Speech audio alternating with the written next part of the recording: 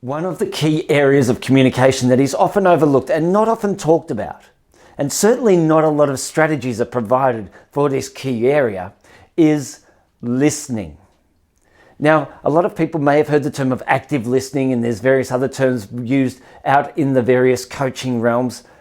I'm just going to call it listening. Let's just call what it is. It is called listening. Now, I've already talked about how you need to be ready and prepared to listen. You need to get rid of all distractions. You need to be in an environment where you can pay attention to the other person. Now, this is also the situation whether you are on the phone or in person. You need to be ready to accept that information. So get rid of all distractions. By the way, if you're in front of a computer screen and you can turn it off, you're not taking notes on that computer screen, even better, because those pop-up emails and things, it'll annoy you and distract you from your conversation and your ability to listen. So when somebody is communicating with you, again, either in person or over the phone, you need to acknowledge that you are listening. So these are the little noises and things that you may wake and yep, I agree, yes. And you continually nod your head as you're doing this. Now, you do this whether you are on the phone or whether you are in person as well, because the person delivering their communication to you will see and they will hear that you are really paying attention. So listen to understand, don't listen to respond.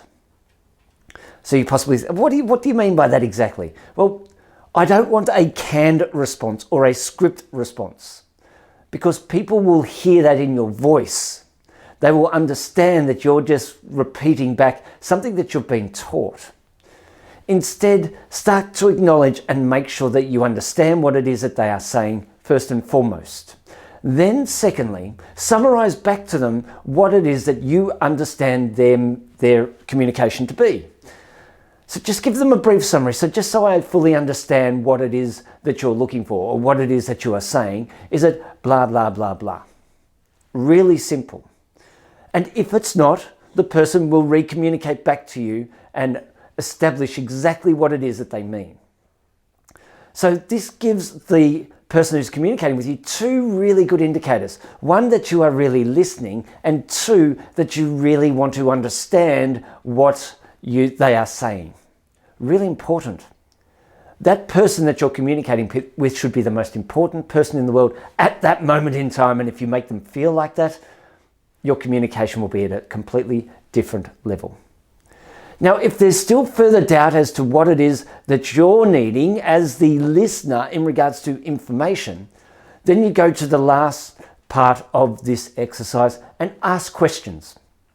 So ask more questions in regards to what it is that you need to understand and what that information is that you need from the person who you are speaking with. So a great example of this could be somebody's ringing up because they've got an issue with a statement in regards to property management, or they've got an issue around a maintenance charge on their statement, whatever it may be. You need to clarify this. So you may need more information. You could say, well, can you tell me exactly what is defined on the statement? You may need to know a little bit more about what the date of the transaction was that appeared on the statement. So all of these things, just as an example, possibly not a good example, but you need to understand all the information and listen intently to what it is that they are saying before you are able to give them advice and to help them out. Active listening or listening is a skill which you must practice, because too often in this busy world with social media, with our phones going off, with messages, with Messenger, with emails popping up on our screens, all of these things are distractions from the communication that we're hearing from that person.